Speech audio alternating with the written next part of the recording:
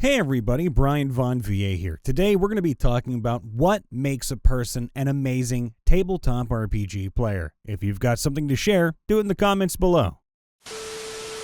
I've met and played with plenty of very good TTRPG players, but I'm trying to think of one I'd consider amazing. Indeed, I've run into two very different players who considered themselves amazing, and both were in practice problem players because they were players who tried to make the thing all about them. I'd even run into some very good players who I could not run my best for. One of them was a writer and a thespian. Amazing backstory, superb voice acting, a character who was a complete bundle of issues that tried to dominate every session. Also completely useless in combat. The other one, which was a superb wargamer, trying to break the game and who thought they could handle anything. The DM's toolbox is always deeper than the players, and no. On the other hand, I've had two excellent players at the same table who I can barely praise highly enough, but struggled to run for at the same time. Both are experienced DMs with decades of playing D&D. One was a highly detail-conscious tactician. Her characters would come with 5 pages of backstory, all of which would fit the campaign setting and lead to interesting characters.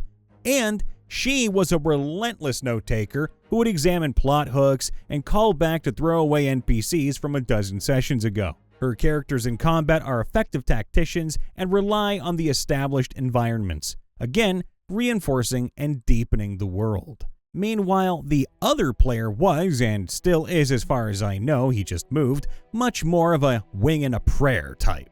Playing for emotional connection and for completely off-the-wall plans and pure imagination. His characters were much more high concept, like the chimp triple-wielding Uzi. And he liked a lot of chaos and ridiculously off-the-wall plans, which is a whole lot of fun and leads to interesting character moments in RP. Both are great players, but between them, they gave me a serious headache as a GM. Continuity, callbacks, and tactics are great. Chaos, improvisation, and off-the-wall plans are great. But they are two different types of great, and what enhances one actively hinders the other. Which meant that for all I loved running games with the pair of them, I left each session knowing I could have run a better game for one of them at the cost of the other. So this is why I am skeptical about the concept of an amazing player. A player can get amazing results, but a big part of the results is how the player fits with the table. It doesn't matter how good you are. If your type of fun doesn't fit with the rest of the tables, it will be harder. And a single player seldom guides the rest of the group the way a DM can. But there are things you can do to be a good or an excellent player. Learn the rules. No one wants to wait for you to ask basic questions if you're not a newbie. Don't overmount your character. No one else wants to wait for you to flip through your spell list and get involved in analysis paralysis. Of course, if you're willing to put the legwork in to prepare, feel free. If you have spells, have them all sorted hand to hand. I've had a character whose character sheet, including their spells and summons, ran over 30 pages of A4. Pay attention to what everyone else is doing. There are a half a dozen players at the table. You're just one. Realize that different people get different things out of the game. Realize that different games are different and lean into the genre and the group. Genre savvy is just annoying unless that's the point. Play into the GM's plots and the other players' plots. Bring callbacks to whatever's been established and use that. It really deepens the world. Keep the energy up and be enthusiastic. Don't overplan unless that's your table's thing. Good plans are best cooked rare. Plan, then go in rather than endlessly talk about what you're going to do. And talking about what can go wrong just gives your DMs ideas. Ha! Not that we mind. Likewise, don't turtle unless your DM practically forces you to. Some do, and normally it kills the energy. Embrace your character's failures. They're often more interesting than successes. Develop relationships between the PCs. Remember, it's a team game and you're all living and working together. Let yourself be vulnerable and your character be flawed. Play to your strengths. Almost anyone can be competent, but some of what you'll add is related to you personally. Above all, don't be a jerk. Before we continue with the video, let's talk about the Eternium. These fantasy playing cards are a clash of titanic elements such as sea monsters combined with the beauty and power of fire, or the horrors of the undead fused with medieval punk styles. These playing cards are printed on a high-quality 310-gram black core paper with artwork done by the amazing Eddie Whipple. You have 3 mystical decks to choose from: the Dawn, the Dusk, and dead center a fusion called the Twilight.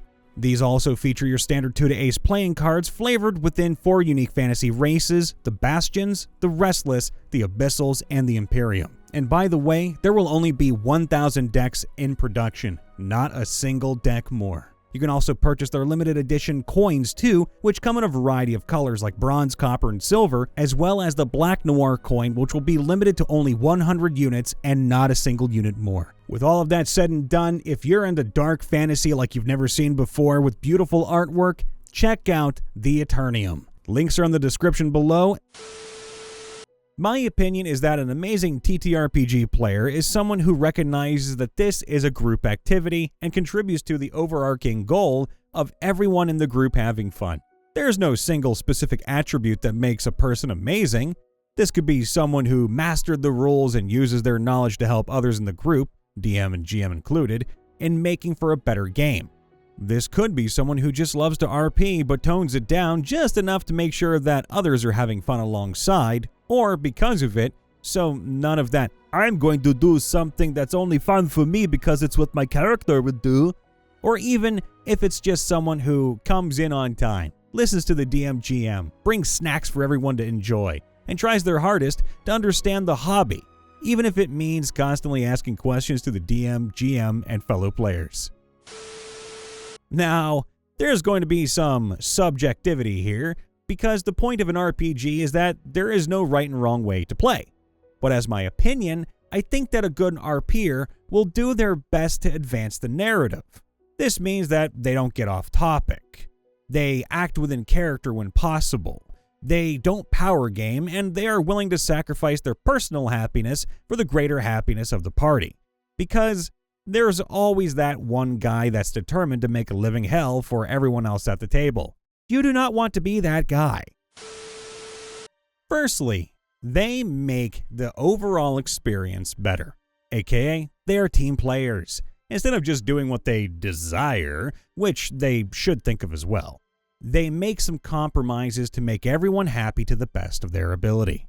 Second, they take action. Well, it's okay to fail, but the number of party members who hesitate to do anything but the obvious solution to me is insane. Having a party with literally every player trying to be smooth, no-nonsense badass who is desperate to have someone ask for their backstory will quickly result in a party of characters that hope anyone else is the leader who actually starts something. Isn't this just basically bystander syndrome where everyone else is waiting for someone else to take the lead? Anyway, third, they listen and they adapt. Players that change their character to fit the concept but provoke reactions and interactions with the other characters in a way that feels appropriate to the characters can change your character but improve the play overall. Fourth, they communicate. They tell the DM and players what they are looking forward to and if they have problems. When making a character, they don't keep everything a secret to be explored in-game. If something is supposed to be a secret, tell the GM instead of making it a surprise for everyone to make sure it works. Any mechanical cheese should be mentioned to the GM to make sure they are okay with it. Communication is key, after all. Fifth, they are good storytellers or actors. Their characters create a strong sense of personality, blend with the emotion and tone at the table, are consistent with their motivations, and play off one another in a way that is fun to perform and fun to experience and improves the experience immensely. Sixth, they are good with the rules. They are knowledgeable about the rules to help with confusion or instances where rules knowledge is essential, but at the same time, they don't use rules knowledge to step on the GM when they make an ad hoc call to keep up the pace of the game. And lastly, they are good strategists, which in this case to me means entertaining strategist. This adds novelty to the mechanics. They use the environment, the situation, position, and coordination of abilities to such an extent that they should be able to regularly defeat enemies stronger than their level implies. This can create a sense of being cool, show the GM a player is paying attention, And most importantly, this can create a lot of great moments at the table. I think good improvisational thinking in both roles, play, and in tactics. I like people in my games who can take the narrative in an interesting direction without forcing this sort of thing to happen, but rather they inspire both the GM and the other players, elevating the game for all. The thing that I think makes a tabletop RPG player amazing is energy. Having the ability to infuse the party with energy and drag them along or kick them ahead into the story, while not hogging the limelight all the time. So that way everyone has fun. I talked this over with my wife, a grandmaster player. She said someone who takes initiative in the story without disrupting it, similar to the answers of good improvisational thinking and energy above.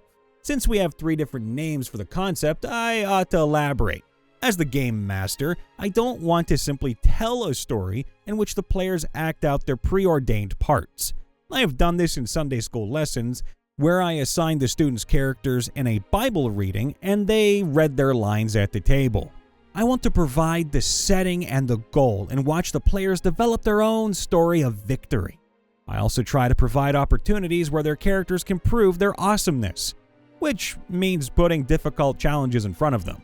The good players rise to their challenges and push the story forward. The amazing players give meaning to these challenges and weave a new, good story where the character choices matter. My wife emphasized not being disruptive. She regularly redirects my stories in a good way by adding individual elements that defy pre-planning. But the bad side of initiative, improvisation, energy is derailing the story in a way that kills it.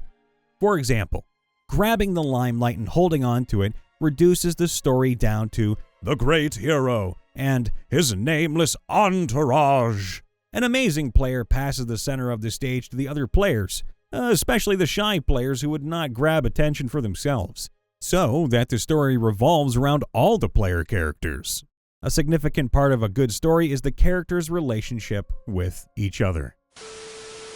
Hey everybody, Brian Von VA checking in after the vid. Please make sure to leave a like, subscribe, ring that bell, and of course, let us know in the comments below what you think would make an amazing TTRPG player. All the love everybody, be safe out there, and we'll see you next time.